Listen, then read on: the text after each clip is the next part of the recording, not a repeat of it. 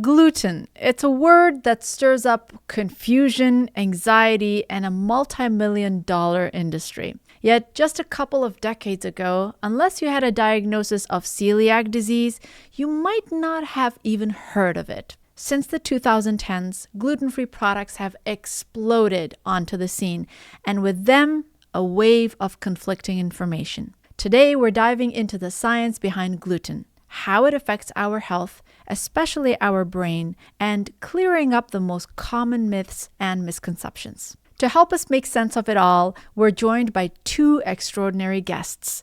First, Dr. Alessio Fasano, world-renowned pediatric gastroenterologist, research scientist, and entrepreneur.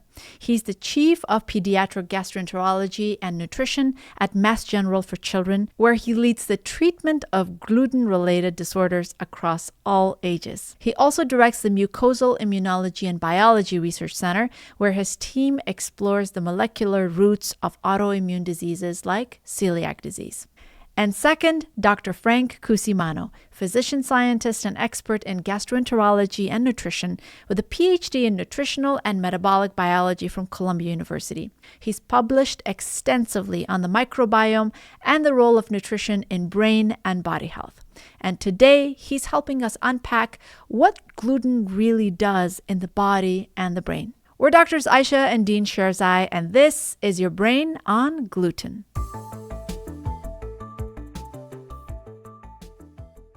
Dean, I think it's a very common question that patients ask us about gluten and how it affects their brain. There's been a lot of posts and talks and conversations around gluten and brain fog and how it damages the brain.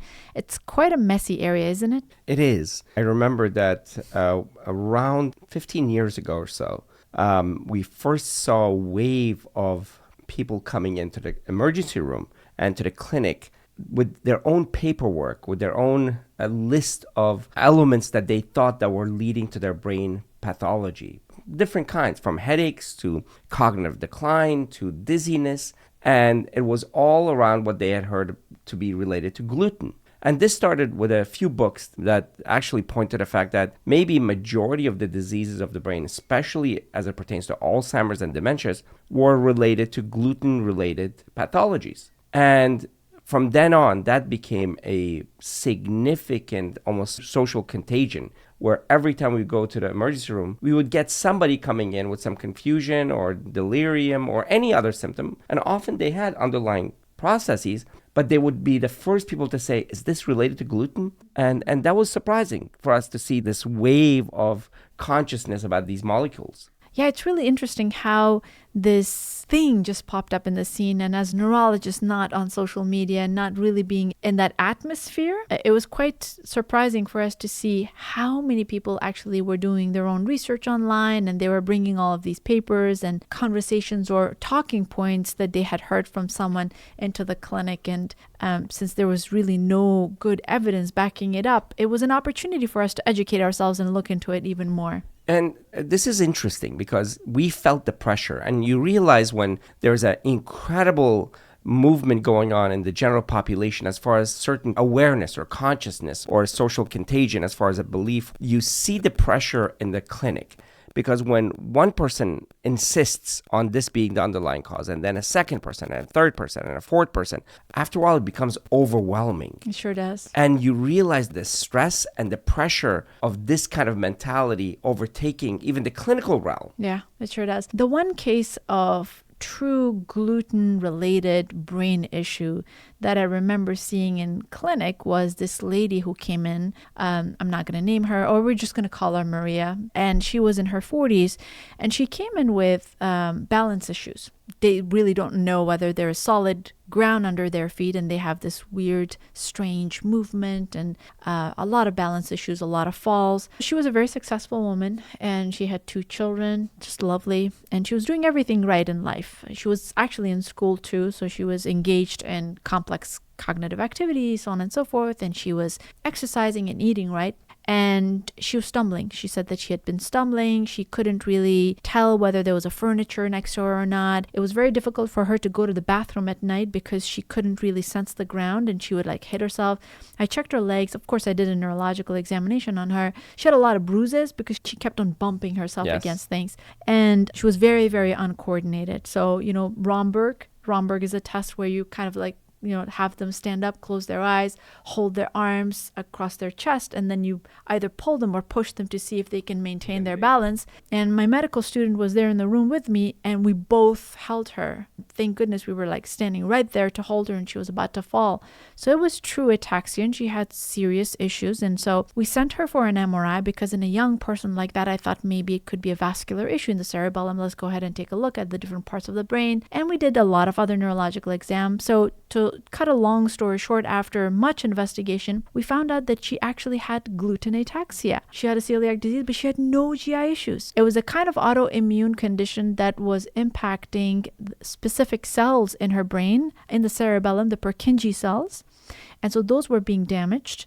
And she actually had some shrinkage of the cerebellum on MRI as well. Not too much, but just some, especially if you look at it from different cuts. And I referred her to the celiac disease clinic right away. And that's when they actually started her on therapy, and she cut out gluten. And as soon as she cut out gluten from her diet, within 2 to 3 months, her symptoms went away. She actually got some physical and occupational therapy, and that was just astounding. I've never seen anything like that since then. So if celiac disease accounts for about 1% of the population, and of that 1%, 6% of that 1% have some kind of neurological complications such as ataxia, which comes to, you would think that's a small number, that's 0.06%. But actually, it's nearly 200,000 Americans and 7 million people worldwide. We haven't seen another case like that, but still, you see it and you realize how serious it can be. And we wanted to start with this case to make the point that we recognize celiac disease. We take it seriously, and then we also know the neurological complications that often follow this.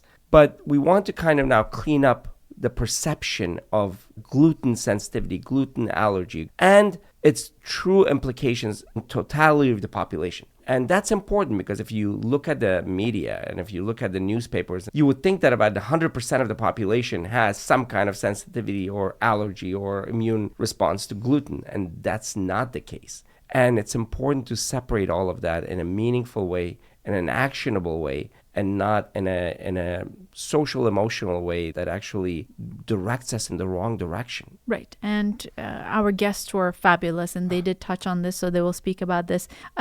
Let's give a little bit of definition of what we're talking about. So gluten is much more than just a buzzword. Gluten is actually a complex protein network, and it gives bread its soul. And, as a baker and as someone who bakes bread at home. And more importantly, as an eater, yes. Taste tester, yes. Which is such a difficult job. It is, yes. I'm fascinated by it. So technically, gluten isn't a single protein. It's actually a composite of two proteins, which is gliadin and glutenin. And actually, Frank spoke about that as well. And so they're both found in wheat and wheat relatives, or the close family of wheat, which is barley and rye. And when you add water to flour, gluten actually kind of forms a flexible network together, and it becomes almost like an elastic web. It becomes a net that actually traps air. So the little bubbles that you see in sourdough bread, in focaccia, those big balloons of bread, that's because of the elasticity that gluten provides. And without gluten, bread would just be like this cakey, flaky thing. That's why in cake, when you add flour, they tell you to kind of fold the flour and not really mix it. Gluten forms, and you don't want your cake to be too stretchy. You want it to be fluffy and crumbly. Too much cooking here. But it's fascinating to actually see this chemistry going on in bread. So for most people, gluten just passes through the GI system without causing much drama. But like you said, in patients with some sensitivity or allergy to gluten in autoimmune conditions like celiac disease, they tend to have a massive reaction to the presence of gluten in the gut. Their immune response mistakenly sees it as a threat. So it's not just a food, it's actually something that is there to damage you. And the immune response doesn't just attack the gluten, but it attacks the lining of the small intestine, specifically these kind of like outpouching called the villi. And these villi are basically tiny finger-like projections inside the gut that helps with the absorption of water and nutrients, etc. And over time, when someone has this autoimmune condition, it continues to attack these villi and it damages the internal layer of the small intestine. So people tend to have a lot of GI issues like diarrhea, bloating, severe pain, sometimes even bleeding. So there's a spectrum of different symptoms that they experience. And those are the more common responses in celiac disease. That's correct. And it's very important for people to avoid the consumption of gluten. And as you said, there's a smaller percentage of people that may have some sensitivity to maybe not gluten, but some wheat product that may have similar but more subtle symptoms. Our guests are actually going to expand on that. Our first guest is Dr. Alessio Fasano. He's amazing, and he is one of the key researchers who identified non-celiac gluten sensitivity, and he's looked at multiple different proteins that start damaging the gut when people have an autoimmune disease. We were so happy to have him on the show, and he is actually going to tell us about his research and about the impact of celiac disease and gluten sensitivity on the body and the brain. All right, Dr. Fasano, it is such a pleasure to speak with you. I'm such a huge fan of your work. Thank you for all the amazing scientific knowledge that you have spread over the years. I know that you have an Italian background. How does it feel as an Italian to speak about gluten? Do you get any pushback from the Italian community? All the time. Again, I want to misspell the myth that Italy is pizza, pasta, and mandolin. It's much more than that. We are the cradle of the Mediterranean diet that goes way beyond the gluten-containing foods. I completely agree with you. As a child, I lived in Rome for 2 years. My father worked in the Food and Agricultural Organization. We learned how to cook. I went to cooking school as well. So a lot of my cooking is actually influenced by Italian cooking. And you know how food is such an important part and parcel of our life and our existence. So I'm very excited to speak with you about that. You're an incredible scientist and a physician, and I would love to start this conversation by asking you, how would you define celiac disease? Because that has been the focus of your work. If that question was asked, 10 years ago, we didn't know for sure if it was a food intolerance, food sensitivity, an allergy. We now for sure know that this is an autoimmune disease. So in other words, it's a condition that, like any other immune disease, have at least 2 ingredients. Now we believe more. But the 2 fundamental ingredients are genetic.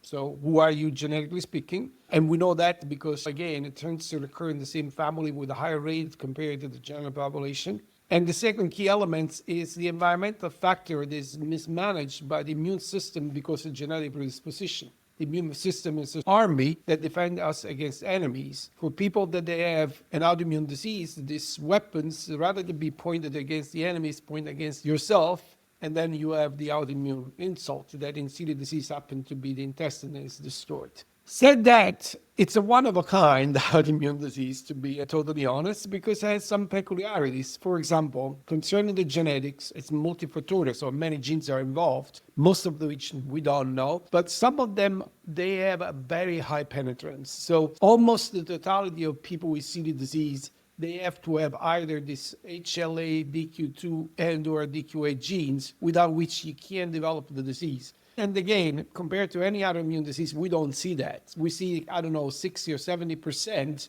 We are talking about 98% plus. But what makes celiac disease unique, really unique, is the environment that triggers known, that is gluten. We know that gluten is the culprit in celiac disease. It's fascinating how, with the latest diagnostics, we're getting a better picture of this condition. Could you, for our listeners, describe what gluten is and what these different proteins that are found in food products can actually trigger an autoimmune response? Gluten, as I was mentioned before, it's not a protein, but it's a mixture of proteins. So it's a combination of proteins. There are the gliadins, the glutenins, and so on and so forth. They are present in some grains, wheat, barley, and rye mainly, and has the peculiarity to give the elasticity so that you can make the bread that puffs, the croissant that is crunchy, or the pizza or the cakes and so on. And mainly, because the elasticity of these proteins, why this happening? That's the beauty. And the curse is because these proteins are very peculiar.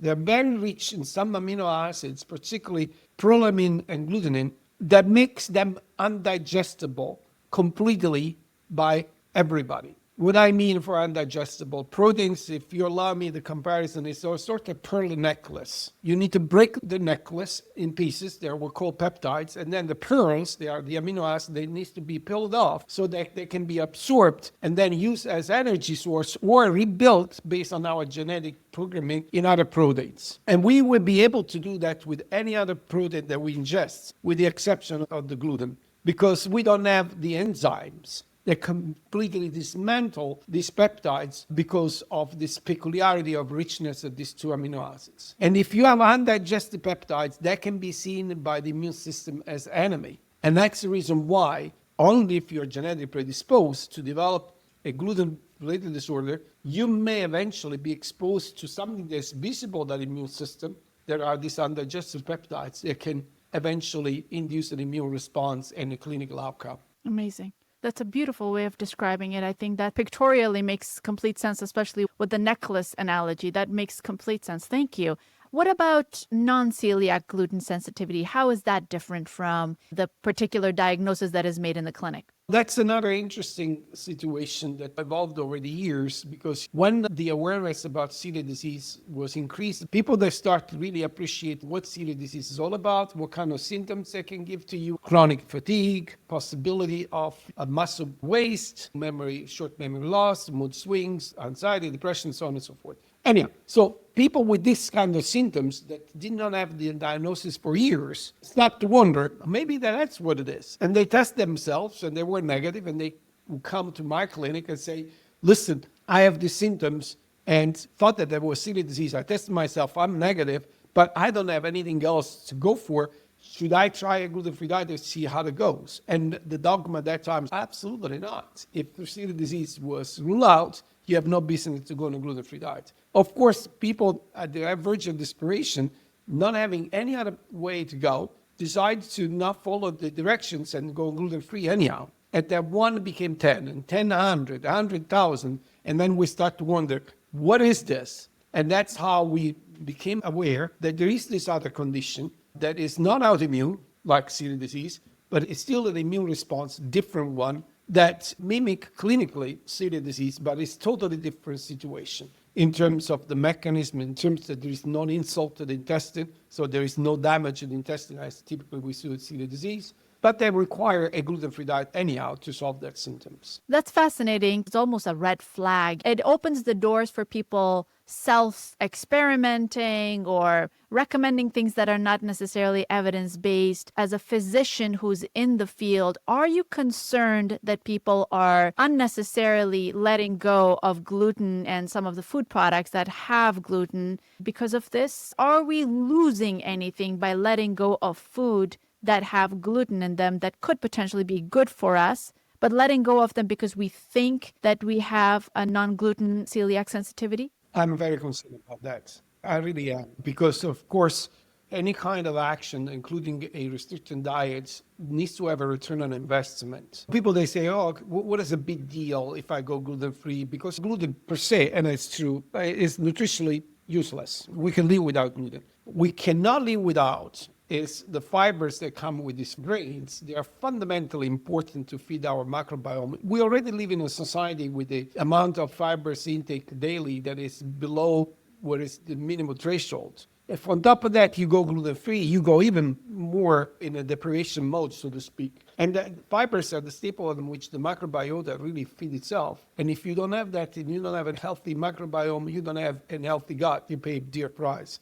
So, yeah, I'm very concerned. There are some people, you were talking about the disinformation that is out there, so I'm glad that to be on this platform that this seems to be as used by people that want to know facts and not fantasies. Demonize gluten as something that if you eat gluten, we will be extinct as a species. That's not true. People that have to have the freedom to embrace whatever lifestyle they want, including the way they eat. They need to be aware that you pay a price. And, in general, the gluten-free diet needs to be implemented under the supervision of a knowledgeable dietitian for that reason. You lose fibers, you lose minerals intake, you lose some vitamins. You got to make sure that, in other words, all this will be supplemented correctly. That's the way that we do it when we advise somebody that diagnosed with celiac disease that has to be on a gluten-free diet for medical necessity. I appreciate that so much. And I'm so glad that you addressed this because, as a public health advocate, for someone who has worked within the realms of community health, and I was with Doctors Without Borders, and so I traveled in other countries as well.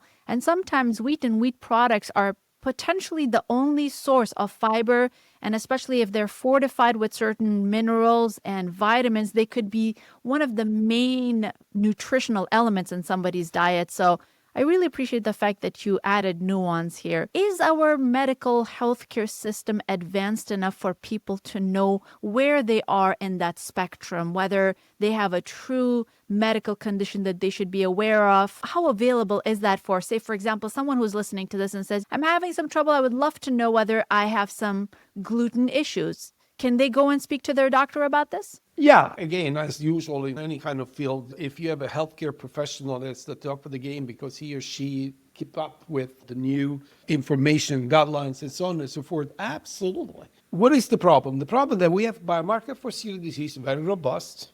We have good biomarkers for wheat allergy, but we do not have biomarkers for non-celiac gluten sensitivity yet. So the only way to make the diagnosis, the guidelines right now say, okay, if you have a patient that seems to react to the exposure of gluten with symptoms, they tend to go away when the gluten-free diet is implemented, and you ruled out celiac disease, so the autoimmune form, and you ruled out the allergic form, and you ruled out any other disease that can explain the symptom of this individual, then and only then you call that individual affected by non-celiac gluten sensitivity. You understand how complex is the matter right now. Brilliant, brilliant. As far as your research is concerned, you've done a lot of research on the concept of the leaky gut and the role of specific proteins. And the specific protein that you have written about is zonulin.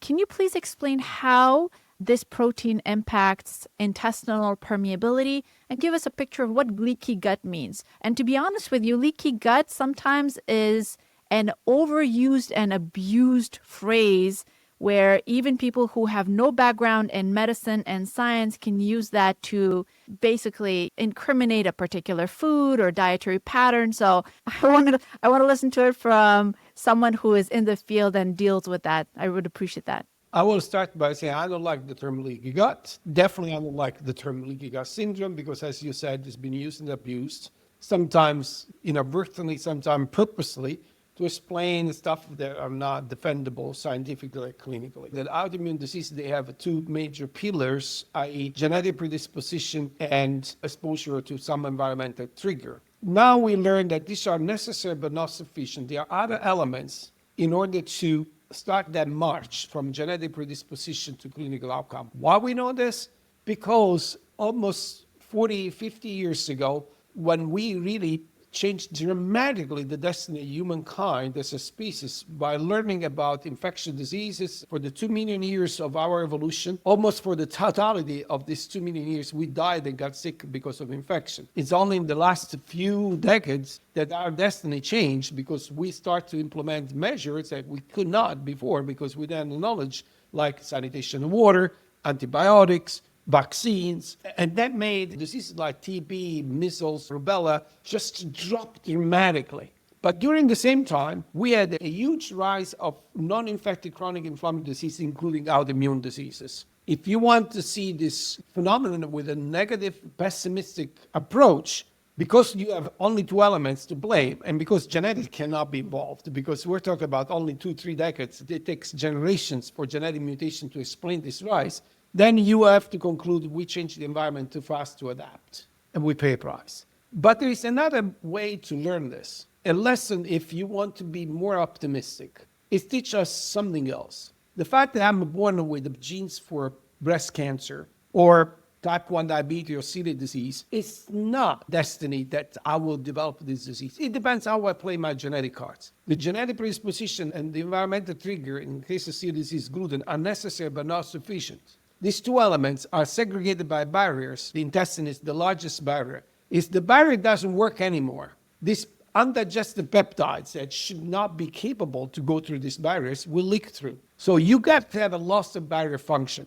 or leaky gut, whatever you want to call it. The intestine is covered by a single layer of cells. In the past, we thought that all the exchange with the environment, so stuff that comes from the environment, my body that can induce inflammation, has to go through the cell. Why? Because in between cells were considered to have a sort of cement, sealing everything. And then in the late 80s, a Japanese group said, there is no cement, there are doors, almost always closed, but because of doors that can be open if needed. It's like the front door of our house is closed almost all the time. But if somebody will ring the bell, you need to let it in, you need to open the door. These doors, they're called tight junctions, have been studied for many years, and there was a key question that was unanswered. Where is the key? How do you open it? And that's where the zonulin comes in the story. Zonulin is the key that opens these doors, and is used physiologically for many functions. The problem is that if you produce too much, then you let all the burglars to come in and steal your stuff, so to speak, meaning creating problems. As a matter of fact, there have been now more than 1,000 papers, more, published on zonulin and a variety of chronic inflammatory diseases, including celiac disease, showing that if you have loss of barrier function, then you will be at risk to develop this condition, provided the other 4 pillars are there, i.e. the genetic predisposition, the exposure to something that triggers inflammation, an immune system that becomes hyper-belligerent, and so on and so forth. All this to say, if my gut leaks, that's also necessary but not sufficient. If I don't have the genetic predisposition, that doesn't translate in anything. So, typical example, some of these undigested fragments of gluten are capable to induce a release of zonulin and therefore increase gut permeability. And therefore, when you increase permeability, also the other peptides, the undigested gluten that can induce inflammation will come through. But for me, that I don't have any gluten-related disorders, it doesn't translate in anything. The immune system will clean it up and that's fine. For the people that are genetically predisposed, these undigested fragments that come through, that otherwise cannot come in because they're too big, will be seen as an enemy and will induce that fighting that leads to the break of tolerance and the onset of celiac disease. This is a long way to answer your question. Oh, this was probably the most elegant description of the whole process that I've ever heard. And I've read and listened to a lot of these conferences. So thank you so much for going in depth with that. That is fascinating. And it excites me that we're actually learning more and more about the implications of this whole process on other systems. And as a neurologist, I work in clinics as well. So I see patients with cognitive decline and quote unquote brain fog, and I have to put it in quotation because that's another term that is abused and overused, but any state where cognition is affected. And I wanted to pivot the conversation to neurological conditions. A lot of information is still coming through as far as celiac disease and potential risk for cognitive decline or non-celiac sensitivity and quote-unquote brain fog is concerned. Do you have any information with regards to that? And how is this related to completely different system, which is the central nervous system, and the impact of this autoimmunity on our thinking process? That's right. So of all the focus on the studies on celiac disease, I believe that the connection with the brain is probably the ones that attract more the attention of clinicians and scientists alike. A while ago, I wrote this book, Gluten Freedom, to make the story straight because there are other books that demonize gluten and so on and so forth. And one sentence that I put in there that became a shirt that a patient of mine made is, the gut is not like Las Vegas. What happened in the gut does not stay in the gut. Yeah, I love that. The reason why I made that statement is because it is an autoimmune insult that involves the gut. That's where the battlefield, where the enemy, i.e. gluten, sees the soldiers, i.e. the immune cells. But it's probably the most quintessential example of systemic disease in which there is no organ and tissue that can be spared. And among the organs that, this inflammatory process really like to go after is the nervous system. For reasons that we start to understand, because now I'm coming with another cliche. Besides the leaky gut, the gut-brain axis is very fashionable now. Again, that the brain communicated with the gut was known for a long time, but the gut can communicate with the brain is a relatively novel concept. And this happened through many different pathways. Probably the 3 most important is the nervous system, particularly the vagus. That's the highway of this communication back and forth that happened. The neurohormonal pathway, typical example now, very fashionable GLP-1 agonist, There is nothing else than an hormone that is produced in response to some signal in the gut to tell me you need to stop eating. And then the macrobiota pathway. So in other words, the macrobiota can produce some metabolites that can communicate to the brain and eventually change your behavior. And again, this is not just behavior in terms of hunger control, but anxiety, depression, and so on and so forth.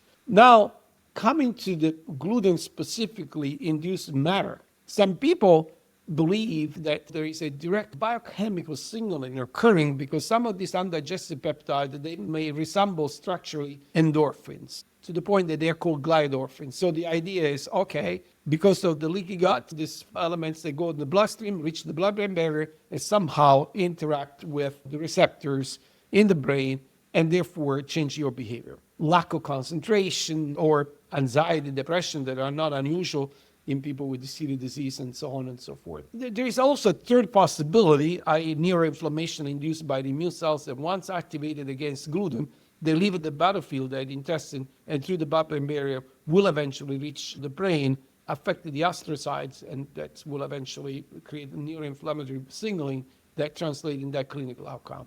Do we have undisputable proof of all this? No. We have circumstantial evidence, as a lawyer will say. But one thing is for sure, and none of the symptoms of celiac disease, none is specific of celiac disease. So many things can be handled by a proper nutrition to take care of the gut's health. So if we really want to do something, it's better to do a preventive intervention by eating so that you decrease your chance to develop these conditions, even if you're genetically predisposed.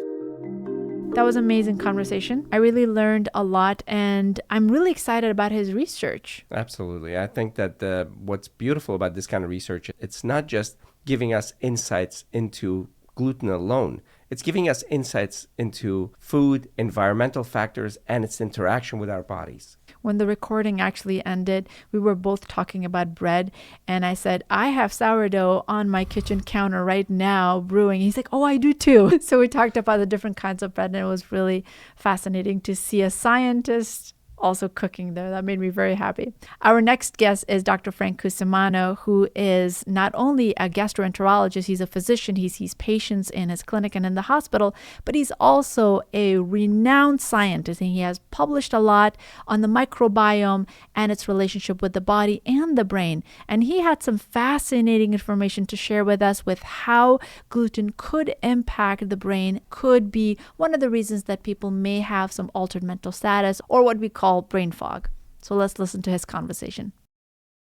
Thank you so much for coming on your Brain On podcast. You're a good friend. I've learned so much from you, from your podcast, from your writings, from your social media. And it's such an honor to actually have this opportunity to speak to you about something that is just covered with misconceptions and misinformation and a lot of fear too, which is gluten. And I'd love to start this conversation by having you just describe to us what gluten is. What is it? How much of it do we consume? Why is there such a big hoopla around it? Yeah, so gluten is actually one of the proteins that's found in barley, wheat, and rye, and it's a protein that's broken down into two different proteins, right? Gliadin and glutenin. And both of those have immunologic responses that our body can use to digest it and to create amino acids and digest those proteins. People always think about gluten sensitivity or they think about celiac disease, and those are both two different entities, but celiac disease is an autoimmune disease where your body creates autoantibodies to some of those proteins that break down the gliadin protein. So some of the enzymes that break down the gliadin are actually is what your body creates an autoantibody to. Individuals who are diagnosed with celiac disease have an autoimmune condition where their body creates antibodies to basically three different proteins. The major one is transglutaminase. That's a protein that we all have, and that protein actually breaks down gliadin, it deaminates it, and turns it into a deaminated form, and then it's broken down into different amino acids after that. For patients that have celiac disease, their immune cells see that combination of gliadin plus tissue transglutaminase, and it sees that as foreign. It says, oh, this is a bad guy. I need to present this to the immune system and create a whole immunologic response to it. And that's what they do. They take that combination of the protein plus the enzyme, and it creates antibodies to it. It launches this whole immune cascade. A bunch of immune cells come into the GI tract, specifically in the first part of the small intestine. And then in the small intestine, all those immune cells basically start to disrupt and break down the barrier of the small intestine and create a lot of issues. Now, that specifically is for patients that have celiac disease, and it's something that once you get diagnosed with celiac disease, there currently is no treatment or reversal. There's only dietary modifications you can make to prevent that immune response to these proteins. But once you have those antibodies, there's no way of going back currently with our current modes of treatment. And can you describe some of the symptoms of celiac disease that patients experience? A lot of individuals can be diagnosed really at any age, but we see it typically in younger populations, anywhere from teens to the 30s, maybe the early 40s, but typically we see it in younger populations. And individuals typically present with things like gas and bloating. They present with abdominal pain, typically weight loss, pretty bad diarrhea, and specifically steatorrhea, which means stools that float, or that when you go to the bathroom, you see that your stool is floating at the top of the water. But they can also present with other symptoms, right? Anxiety, depression, brain fog, and there's even some skin findings. But typically we're looking for a combination of those things, or vitamin deficiencies like anemia, vitamin D deficiency, B12, folate deficiency. Those are where typically patients present with. And how long does it take to diagnose a patient? Is it something that is done right away, or do they need to see a specialist for it? Yeah, so that's a great question. It depends the age. So for adults, there's some blood tests that we do, mainly 2 that we start with. And then for confirmation of diagnosis for adults, we actually do recommend biopsies by endoscopy, to where we basically take a small camera, you go through the esophagus, go through the stomach, and then you go to the first part of the small intestines, and we take up to 4 biopsies in the first part of the small intestine, 1 or 2 in the duodenal bulb, and we use that as a confirmatory diagnosis for adults. There are ways to diagnose it without doing endoscopy for patients that maybe for some reason can't undergo that procedure, but that's typically the gold standard of diagnosis. For kids, it's very different, right? You don't want to put a kid through an endoscopy all the time and have to go through the issue with giving anesthesia on board and getting them to put to sleep with their family. It's just a little bit more of a traumatic event for kids. A lot of times kids will be diagnosed strictly from some of the blood tests that we do, and those individuals, I'm not a pediatrician, so I normally don't diagnose children, but typically the symptoms that we see in kids could be very different from the symptoms that we see in adults. Kids or young teens, or even as young as 2, 3, 4, 5-year-old kids,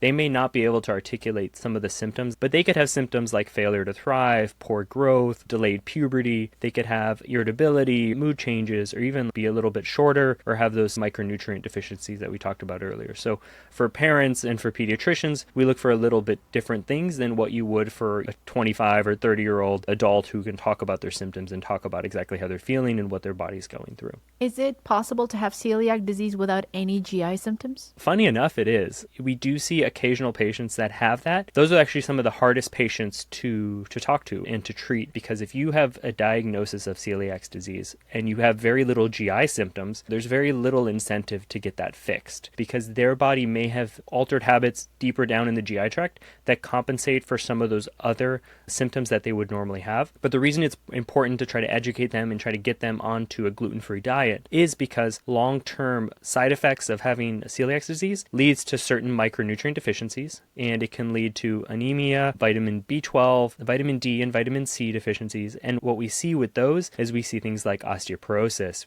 see things like anemia, we see things like delayed growth and poor memory and cognition in later years. And so trying to get them to treat themselves early on, even when they don't have symptoms, is very important for the long-term health of their body and for all the other parts of their body that are affected by these micronutrients that may be affected by the absorption. Fascinating. How prevalent is celiac disease? In the US, it's about 1% of the population. Now, over the years, there's been talk that this is a diagnosis that's been growing in popularity, or that it's been becoming more prevalent. And why is that? You could say it's because of artificial ingredients in foods or ultra-processed foods that are increasing it, or the germ theory of how patients may try to keep their sanitation a little bit different than what it used to be, so our body's a little bit more immunogenic. But I think really in reality, it's a disease that we're now fully starting to understand and learning how to diagnose. And so I think there may have been a high prevalence further back, even when we were eating more wheat and barley and gluten years ago. It's just we didn't have the right architecture of language to use to diagnose it, to treat it, and we didn't really understand it. So I think that there's a lot of underdiagnosed things. Plus, when we think about normal medicine, right? Medicine is very much a sick care modality as opposed to being about true health care and prevention. And there is no medicine you can give for someone with celiac disease, right? So for a provider to diagnose someone with celiacs, there's not much they can do, and they don't need to justify billing or justify a prescription based off of their documentation to get a prescription covered by insurance, because they're most likely going to diagnose them and then refer them to a dietitian or talk to them about a gluten-free diet. So sometimes the words that we use to create the statistics based off of how prevalent a disease is may not be picked up in the way that it would for someone with high blood pressure. That is such an important point, because I think this is one of the notions in our society, and when you speak with people, is, oh, all diseases are increasing, including gluten sensitivity. It's something in our food, and this whole idea that because most people consume processed foods and there are so many additives added, that those could potentially be the elements causing these diseases. The same thing actually happens in a lot of the neurological conditions as well. Like, for example, we know that the prevalence of dementia is way more than what is shown on picture, because a lot of times people had dementia. Obviously, dementia is different because we're living longer. So age is the most important risk factor for dementia. But again, a lot of people don't get diagnosed because they didn't really necessarily know that this was different from normal aging as far as treatment is concerned. So there's no medication right now, and patients have to work with a registered dietitian or a nutritionist to adjust their diets. So it essentially requires for people to eliminate any type of gluten from their diet. Could you walk us to what that process looks like? For individuals who maybe don't know if they have celiac disease or gluten sensitivity, I think it's very important for them first to try to get tested before they trial any diets. And the reason I say that is because if you go on a gluten-free diet, let's say you go on it for 3 weeks, and you start to feel great, but you still have some symptoms here and there, and then you go to a GI doctor or you go to your primary care doctor and you say, hey, I think I have celiac disease, can you test me? Because you've been on a gluten-free diet, your sensitivity to those tests drops down significantly. So one of the maintenance ways that we can use to see if patients are actually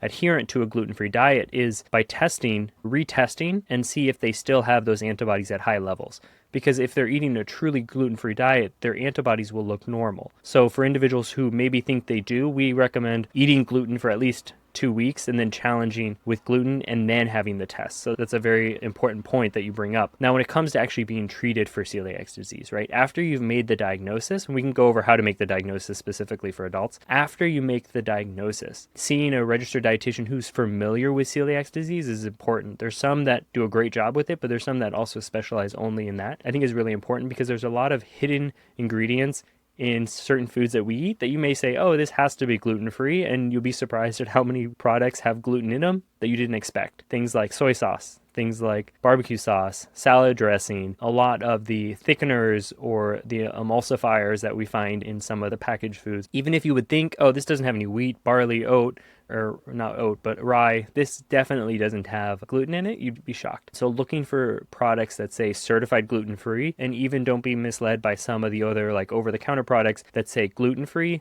They're not saying certified gluten-free, that you could still have small amounts based off of how they're cooked or in what facilities they were used. Fantastic. What are some of the long-term consequences of living with celiac disease? You touched on vitamin deficiencies and having certain problems, but if you could give us an idea of what the long-term consequences are, that would be great. The biggest long-term effect that I see with patients that have celiac is not from all the vitamin deficiencies and everything that they can get. It's typically with how it shapes their quality of life from a day-to-day basis of their struggle to trying to find the right foods, shopping for the right things in the grocery store, going to restaurants with friends, trying to make those hard decisions of how do I get gluten-free food at a restaurant? How does this affect my social life, my quality of life? Think about all the longevity studies. What is a major threat to elderly patients when they start to get over the age of 65? A lot of times that's falls and fractures.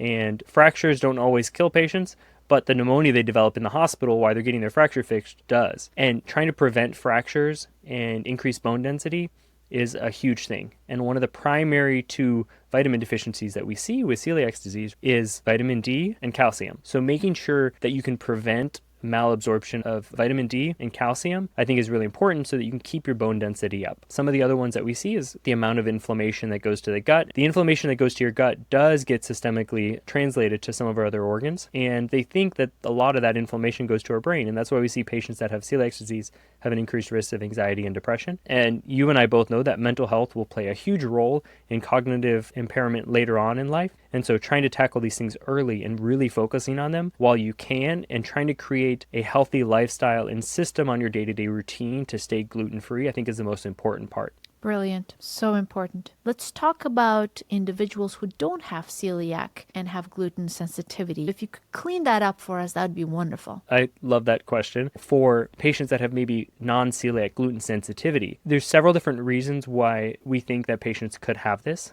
One of them is being that instead of being an autoimmune reaction, it's just an inflammatory reaction. It's not an immune response to your own protein. It's an immune response to a food. So you don't have those autoantibodies. I can't detect those in blood, and I cannot always detect those on biopsy because you don't actually have the same autoantibodies that you have when you just have an immune response to any type of food. That's really important to know. Thank you for sharing that. How is that different from wheat allergy? Or is it fair to just incriminate wheat here? Or should we just say food allergies in general? I would probably say food allergies. I think wheat has gotten this bad name because of gluten. When people forget how beneficial the wheat germ has been both longitudinally throughout history, but also how important it is for the average person's diet. If you don't have celiac disease, or if you don't have non-celiac gluten sensitivity, wheat is a very powerful nutrient, right? Having whole grains in your diet, which come from wheat, are very important because it gives you a lot of those B vitamins. It gives you iron. It gives you the non-heme iron. It gives you B12, folate, thiamine, riboflavin. It gives you very important micronutrients that you need in your diet. I'm talking about whole grains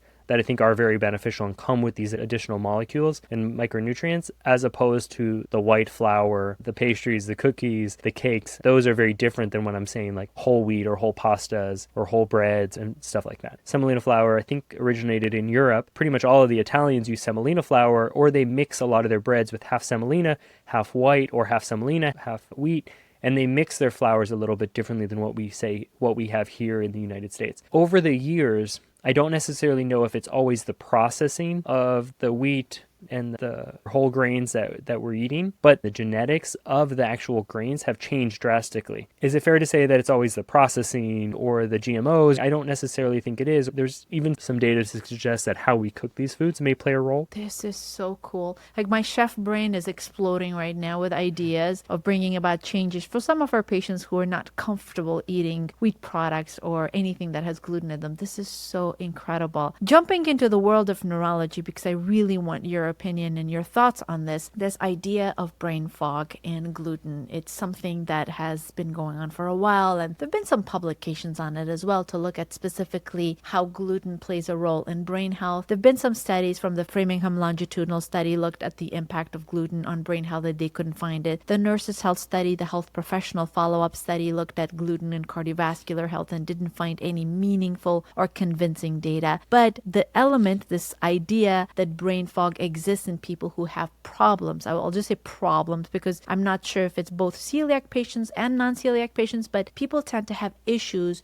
with gluten consumption and brain fog. Could you expand on that a little bit and let us know what the data shows? Yeah, absolutely. So there's some hypothesis papers out there that talk about probably up to 10 theories about why patients may have brain fog. This is not an entity that we currently diagnose. It's a symptom that patients may present with. When a patient tells me they have brain fog, I cannot assess the validity of if they have it or not. I take them for face value. If they feel like their memory is a little bit hazy, or their brain's been a little bit off, or their just mood and everything has been a little bit different, depending on how they interpret brain fog to mean to them, I can only attest to what they tell me. And so I normally never shoot down a patient's opinion or what their subjective feeling is of their own interpretation of their body. And that's something that we as healthcare providers have trouble doing, but I think we're getting there to where we're doing a much better job now. So what are some of these theories? Let's put it in the context, like I'll go through some of the major theories that have come up, and I'll talk about how it could relate to both celiac disease and non-celiac gluten sensitivity. That's an important physiological understanding to say, why could two patients who one has an immune response, one doesn't have an autoimmune response, have the same effect from the food, right? So one is obviously the inflammatory cytokine hypothesis that you can think about from anyone who has an immune response to any type of food or an autoimmune response. When you have an increase in cytokines and antibodies in your body, those immune cells could translate to an increase in the amount of immune cells to your brain, and those can lead to some increase in inflammation in the brain. That may not be something that we can detect by measuring, but it may have an effect on your feeling in your brain on a transient level. that we can't necessarily measure. The other one is what I would say is like the gut-brain axis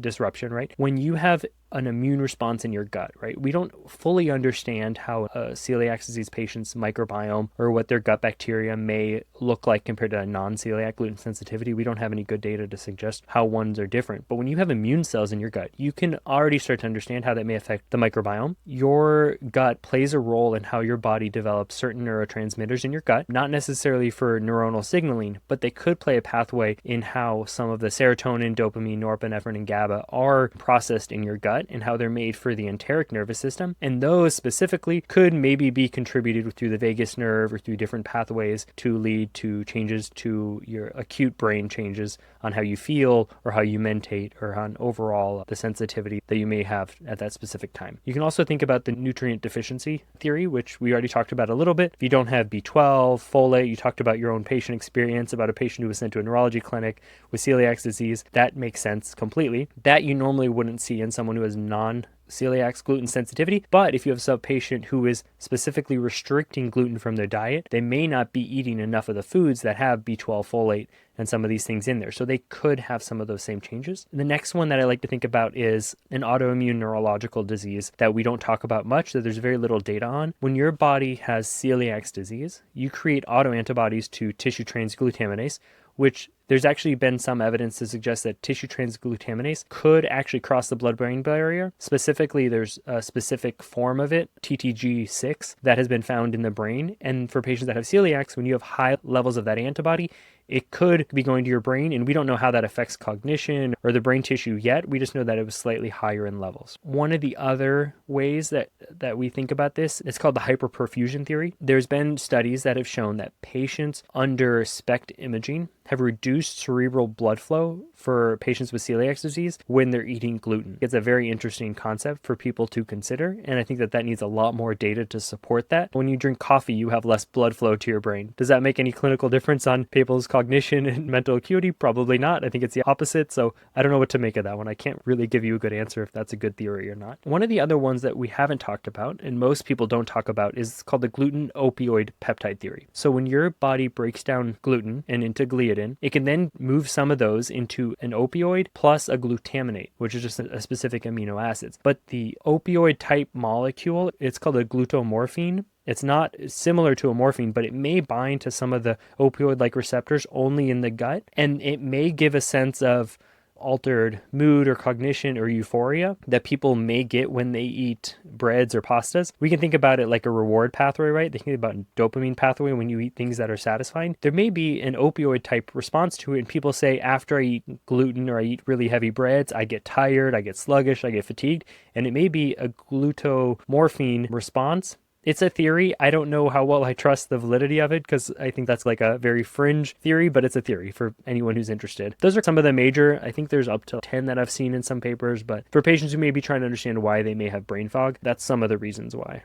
Yeah, no, I really appreciate you going through them. I think it's important for us to be aware that science is moving forward. And I love that you said you just take a patient's statement at face value for what it is instead of just brushing it off and saying, just because it's not in the textbooks yet, I'm going to completely ignore it. You and I have both been trained in a way where we're open and we listen to our patients, and it took a long time, like you said. But at the same time, we want to make sure that patients don't get lost in the nuance. What are your thoughts about probiotics?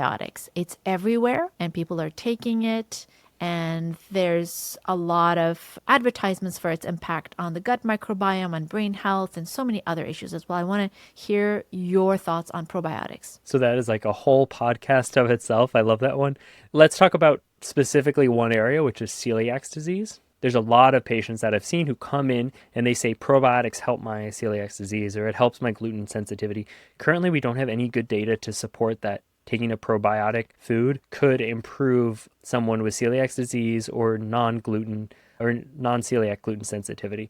And so for celiac disease, I would say, hey, they're probably not worth your time. But what is worth your time is prebiotics and fermented foods that are probiotic in nature. So as opposed to a supplement, having foods that have natural probiotics in them or that have prebiotics in them, I think are very important to incorporate into a healthy diet. Things like kimchi, yogurts, things like kefir, having some of those, or sourdough breads, having some of those foods I think can be very important. As a GI specialist, as someone who sees patients day in and day out, what are you excited about? What do you think will change our understanding of gut health and overall health? What's that area that is super exciting? There's several. Currently in GI, there's probably 2 or 3 diseases that have gotten a lot more of the attention, and that's inflammatory bowel disease, where there's a lot of research dollars because there's a lot of push behind industry and pharmaceutical companies to create new molecules or immune-mediated molecules that could help patients with Crohn's or ulcerative colitis. Me personally, I'm a microbiome fan. So for me, I think the biggest area that I look forward to in the future is not prebiotics, is not probiotics. It's actually using designer bacteria to do a specific function in the GI tract. What if you could take a specific bacteria that you know lives in a specific part of the GI tract that you want to have it go and live? You could take that bacteria, design it in a way that you reintroduce specific gene pathways and have it produce secondary molecules that then when you give it to a host and protect it to get past the stomach and produce the molecule that you want that could then act as a therapeutic or a drug. That's the area that I'm most excited about because I think that was some of the research I did for my PhD work and some of the work that's ongoing with some of the other institutions that have really good insightful ways. I think testing for those things and getting it to clinical trial is a huge hurdle, but it's interesting to think about designing bacteria. I think there's a lot of creativity and room for synthetic biologists and bioengineers to play in that area once they have the clinical knowledge to be able to take that to a patient-centered approach. Wow, that is fascinating. Designer bacteria, that's a cool phrase. Could be the name of a band, actually, designer bacteria. And the songs can be, I don't know, kimchi, kefir, sourdough. That's awesome. Amazing conversations. Remarkable. I mean, that's the kind of insight we need to get clarity on this often confusing topic. We've spoken with Frank many times, and I think this probably was my most favorite conversation with him because he really took his time to go deeper and create a picture of what really happens. And I love his nuance. Sometimes people get uncomfortable with nuance when something is not definitive, but I think that's a sign of a good scientist where he explains what we know and also is very comfortable with what we don't know. That's critical. And we're also doing a review paper with him. We have a review series coming out, and he's involved with one of our papers, which is the gut and its effect on the brain. It's a very exciting topic that we're looking forward to. Absolutely. So for our lovely audience who's listening to this conversation, here's a summary of what we learned and what we look forward to learning in the near future, and also some actionable steps. All right. Number 1, gluten is not harmful. It's your body's reaction to gluten that can actually harm you. And number 2, it's not as universal as we thought. We know that gluten sensitivity is in 2 categories. One is not sensitivity. It's actually an allergy, an autoimmune response, which is celiac disease. About 1% of the population have celiac disease. They think that the number might be a little higher, but at this point, that's the number that we accept is 1% of the population have celiac disease. Now, gluten sensitivity is not an autoimmune response. It's actually a reaction and IgE response, where it's almost like people developing welts and people having some reaction. In those cases, we're thinking about anywhere up to 5 to 6% of the population might have different degrees of that. Yeah, that's a good point. Number 3, if someone thinks that they have some issues with gluten, they shouldn't get tested outside of a clinical or a healthcare system. It's best to go to someone who is a GI specialist because they will use evidence-based tests and tests that are validated and are safe to do, because I find that there are a lot of kits and things that are going on the outside, and if they haven't been validated and approved, I think they might be a waste of money, or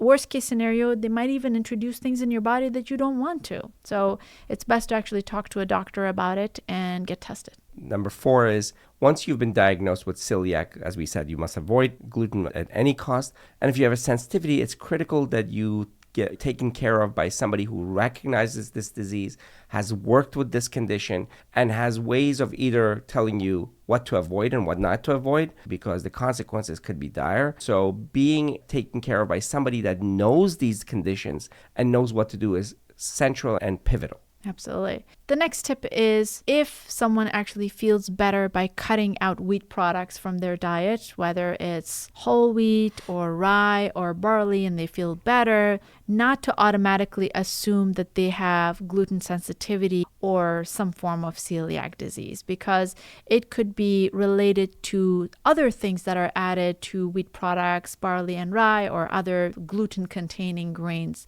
And I would urge you to consider getting tested and really looking into it with a healthcare provider, because whole wheat and all these other whole grains that have gluten are really healthy. They're a great source of fiber, and there have been some research showing that when people cut out whole wheat products or any other whole grains that contain gluten, they might run a risk of reducing their intake of fiber, and along with that comes a lot of micronutrients as well. So unless you seriously have an issue, I think you should consider going to a healthcare provider to help you parse out what is it exactly that you're allergic to. That makes sense. All right. I sound like a bread lover, don't I? And most of us are. Yes, most of us are. I think those are the most important things. Celiac disease is usually identified, and the symptoms usually are manifested early in age. But it's not uncommon to be diagnosed with celiac disease later on in life as well. So give yourself a chance to kind of put that into consideration as well. But at the same time, I think we shouldn't promote any fear mongering for wheat products or gluten containing products either. It's a complex picture. And if you are connected to someone, a healthcare provider that is evidence-based, I think they'll do a great job of guiding you in this journey. Fantastic. And with that, we come to the end of the podcast. Thank you so much for joining us today. We thoroughly enjoyed speaking with our guests, and we hope you enjoyed it as well. This is Drs. Aisha and Dean Sherzai. You have been listening to Your Brain on Gluten. We'll see you soon.